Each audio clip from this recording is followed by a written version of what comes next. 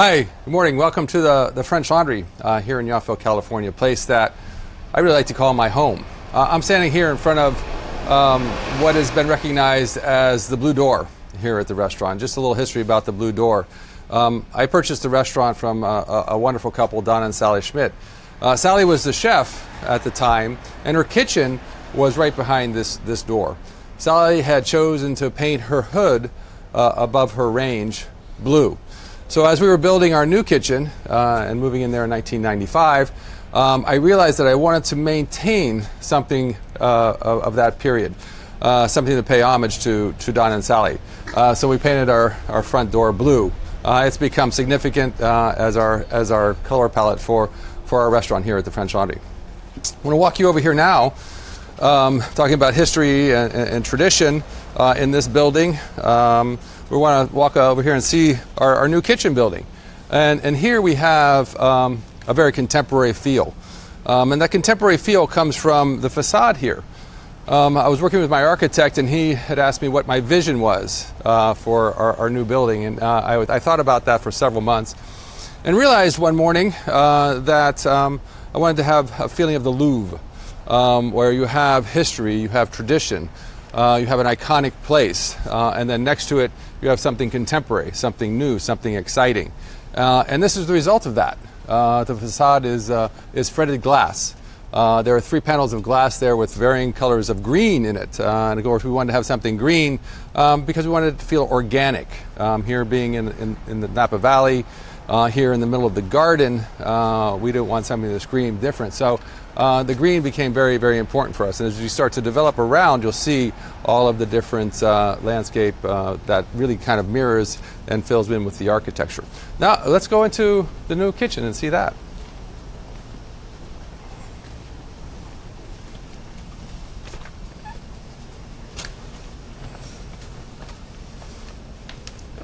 Here we are getting in here. It's quite a change from our previous kitchen, which was much smaller. I felt maybe a little more residential than we have here today, but very proud of this and very excited to be in our new kitchen. We're in our new kitchen now for around 192 days, right, Chef? Yeah, so we're keeping count on that. There are several features within our new construction, which is quite extraordinary, but let me just talk about a couple here in the new kitchen. Our ceiling is an area where we spent a lot of time in developing how the ceiling felt, and we wanted to feel that you see the ripples in it. It kind of feels like linen, or like our aprons, the folds and waves in our aprons. The way the ceiling curves, and it's all done through fiberglass. So it's a fiberglass molded ceiling. So it's very interesting. It's kind of cool. The other thing that we're very proud of, and something that has always been in this kitchen, even previous, and certainly in all of our kitchens, certainly our stars. And here we have 5 stars, and they represent 3 significant accolades for us.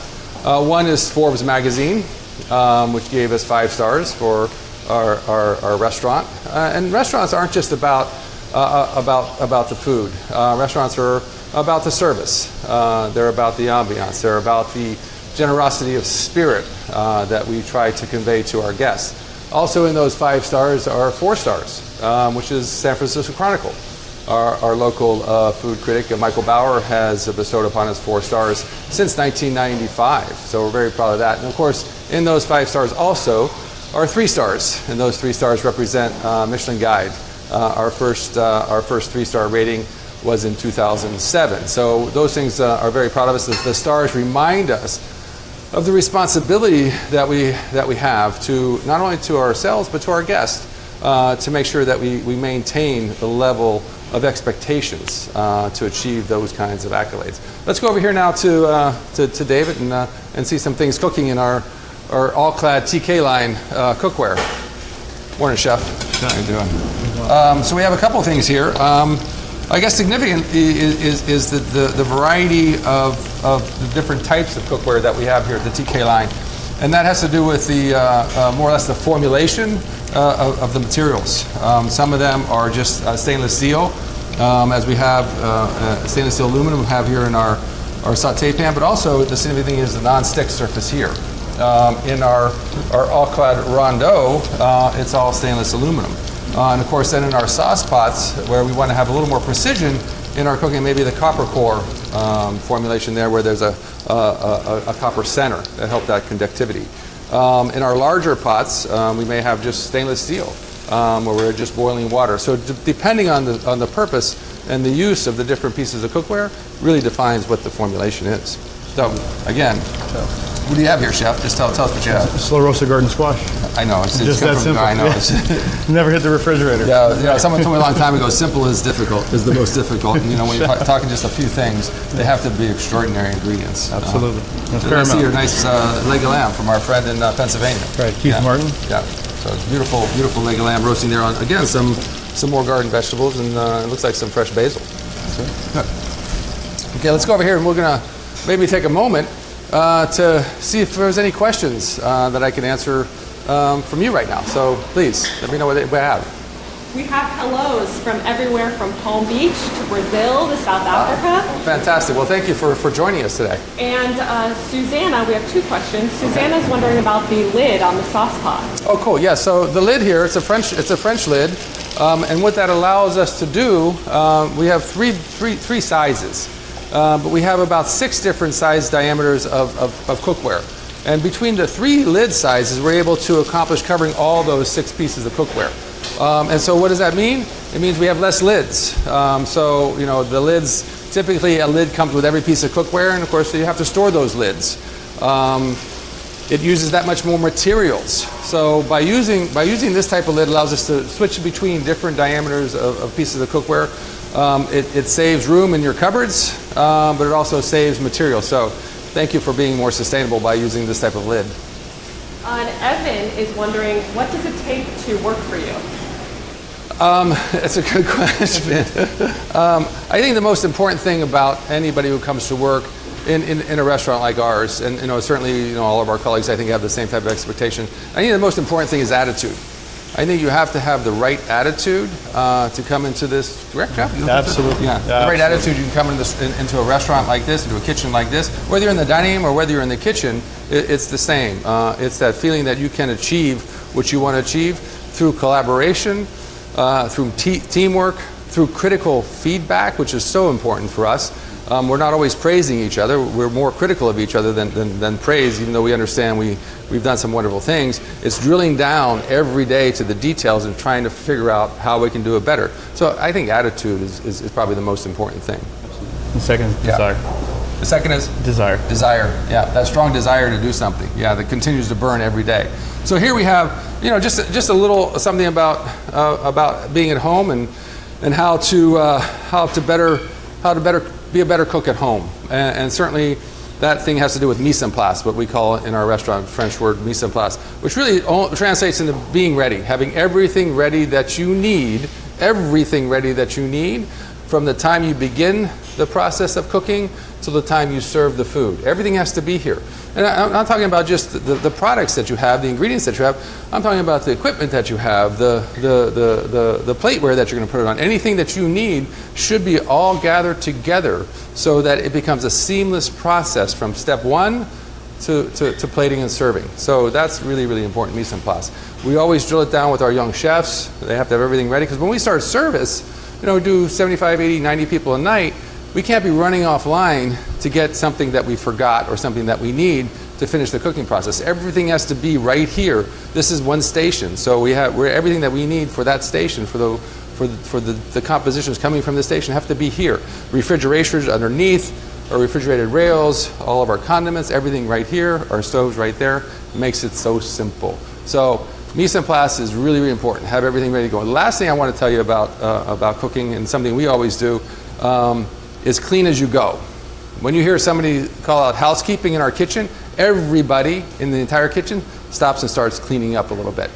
Clean as you go. When I cook at home, by the time I'm serving my guest, everything that I've used to cook the meal is already cleaned and put away, so that I can really sit down and enjoy the meal with my friends, and then the only have to clean up is the dishes. So anyway, thank you, Chef. So step over here. I think we have one of our our partners coming in. Our partners as it relates to how we get our food, and certainly Aaron Kiefer, who's our garden chef. How you doing, Chef? Aaron, how you doing? It's good to see you.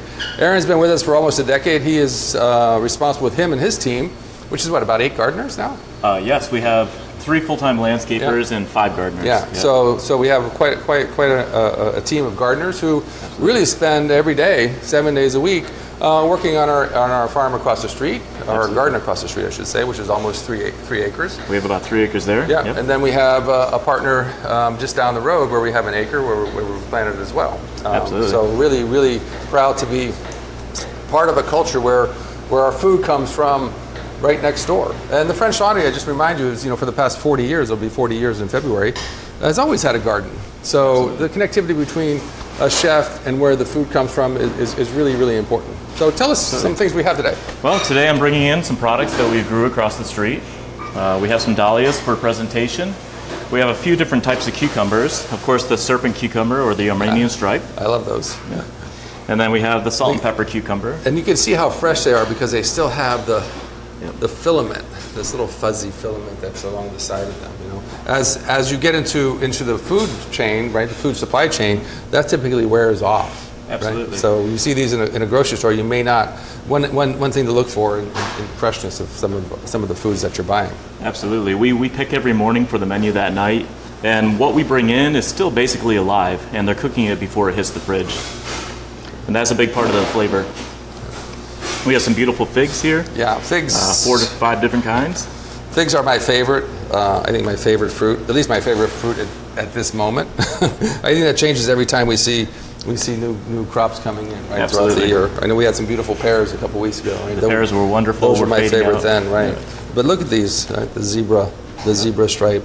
And Napa is a community. So not only do we grow our own fruits and vegetables, but a lot of our neighbors will drop off, sacks of grapefruit, for example, or bring us vine trimmings for the hearth, or bags of figs and things like that. So we're really wonderful community here in Napa Valley of sharing, and I think that's a very important thing to remember, is we always want to be able to share things with each other.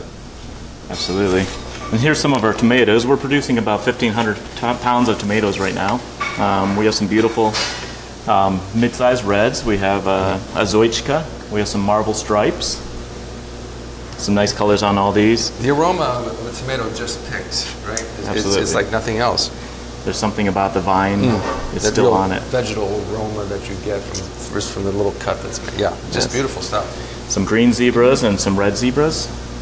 We have some lipstick peppers. And then, of course, some Yes, some of the beautiful pearl things. onions, Yeah. some purplettes, and some whites. Gorgeous stuff. And of course, Yeah. what's summer without beautiful melons, right? We're just starting to hit on the melons. We got about 2 wheelbarrows every 2 days right now cool. coming in. Great. And that's coming from our partner Yeah. winery down the road. So And so this is our summer garden, and we'll transfer into our fall garden, winter garden, and then spring garden. It's just continuous redevelopment of the garden depending on the season. Absolutely. So I think it's a good moment again where we can possibly take some questions. Certainly feel free to ask Aaron or myself anything that's come to mind. Okay, we have 4 great questions. Okay. The first one is, what are you so excited about in the garden right now for each of you? Okay, go Aaron. It's from Okay. Christine.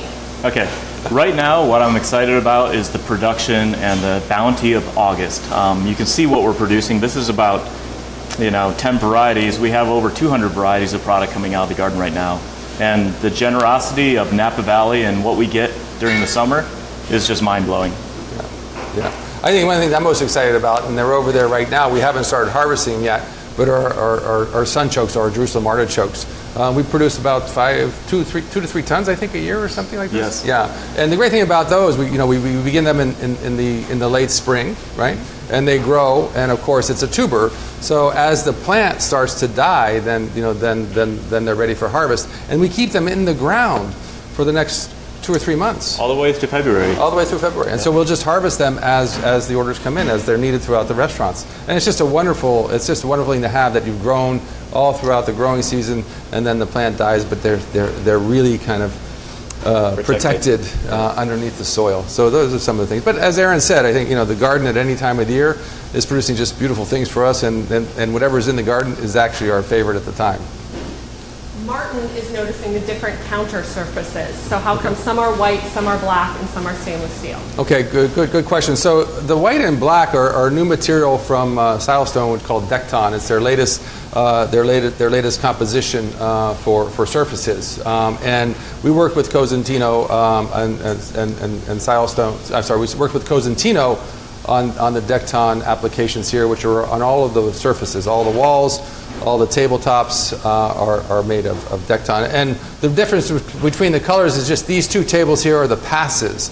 So a pass in a restaurant is where literally the chefs, the pastry chefs, everybody passes the food or place the food here on the pass, and then it's passed off to the service team who then deliver it to the guests. So those are the surfaces. The other interesting surface here is the floor.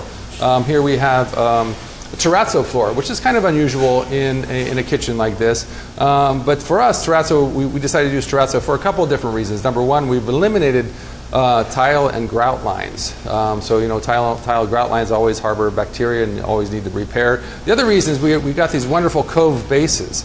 So it gives us a 2-inch cove base. And I know that may sound a little technical to you, but from a cleaning point of view, and we're always talking about cleaning and maintaining, you know, this wholesome environment, a cove base like that, poured concrete, which Terrazzo is very important for us. Now Sharon is noticing that Chef Breeden was cooking vegetables on a non-stick pan. Yes. She was saying she only uses non-stick for eggs. How do you like to use non-stick? We use non-sticks in a number of different ways. So to benefit the caramelization, we find that non-stick really works well, although stainless steel does as well. So it's a matter of preference. We do use our non-sticks primarily for things where we want to be very careful with, things that are fragile, if you will, like eggs or crepes, things like that. You certainly blinis are always done in our non-stick pans, but occasionally we'll also do some pan roasting or caramelization, which gives it that nice crustiness, that deep flavor, and of course that beautiful color. And one last question from Matt. It's a tough one. He's wondering, do you have a favorite course at the French Laundry? Okay, Matt. Again, it's a hard question to answer because we really spend a lot of time in all of our compositions for the courses. But I think about things that have been on the menu here since the beginning of the restaurant. Oysters and pearls comes to mind, and certainly that is a dish that people have heard about, people have read about. People who haven't been here really want to experience it because of that. People who've been here and coming back always love it, so they want to have it again. It's one of those dishes that I think is kind of a complete experience. In other words, it's at the beginning of the meal. It affords us an opportunity to help begin a celebration of the meal by pouring champagne. It's a very elegant dish. The tapioca pudding, if you will, gives it a sense of mouthfeel and texture, which is very alluring and captivating in that texture. And then again, it's served with oysters, poached oysters, because where do pearls come from if they don't come from not oysters? And that was kind of the inspiration for the oyster addition to that. And then topped off with a beautiful caviar. And again, so you have this sense of luxury, this compelling texture, this complete feeling of the complete experience that is tied into not only the food that you're eating, but the beverage that you're drinking. So a great way to begin a celebration at the French Laundry with the oysters and pearls. Finishing it with the classic coffee and donuts. Again, a dish that we've had on the menu. Well, actually, we only had it on the menu for the first year and a half of the French Laundry, and for the past 21 and a half years, it's been served, but it's never been on the menu. So every guest here gets now a miniature version of that original dish called coffee and donuts. So, okay, so let's go over here and see Sarah. I think Sarah's making some fig jam, yes, right? So again, talking about figs, this is the time of season for figs, and we're doing this for a new menu composition, correct? Tell us about that. Yes, chef. This is going with some nice vanilla pastry cream, and then it also gets a puree of pain de campagne on the plate. The thing about figs, again, it has this wonderful texture to it. It's very rich, very smooth, and figs really lend themselves to this kind of confiture, or this kind of candying, or this kind of gelling, and so it's just really, really beautiful in that texture. And look at the color, that deep purple.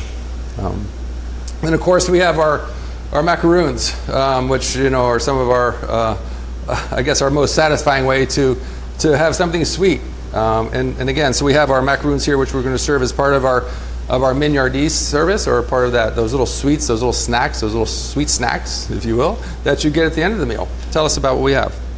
Our macaroon this week is a lemon pâte fouille that's infused with thyme from the garden, and a lemon buttercream that we make with a lemon reduction. So I noticed you get a little yellow in there. So how do you do that? We make 2 different macaroon batters. Yes. And then as we're piping, we pipe the big one first, and then we go through with a smaller tip and we pipe the little yellow. Beautiful. Well done. That's when you think about the detail and the amount of work that it takes to do things which maybe seem insignificant to some people, but to us, all the details are really, really important. I just want to take a moment to thank everybody for joining us, for joining me, for joining my team in our new kitchen, kitchen that we're really proud of, and hope that you're able to come and visit. So thank you very much.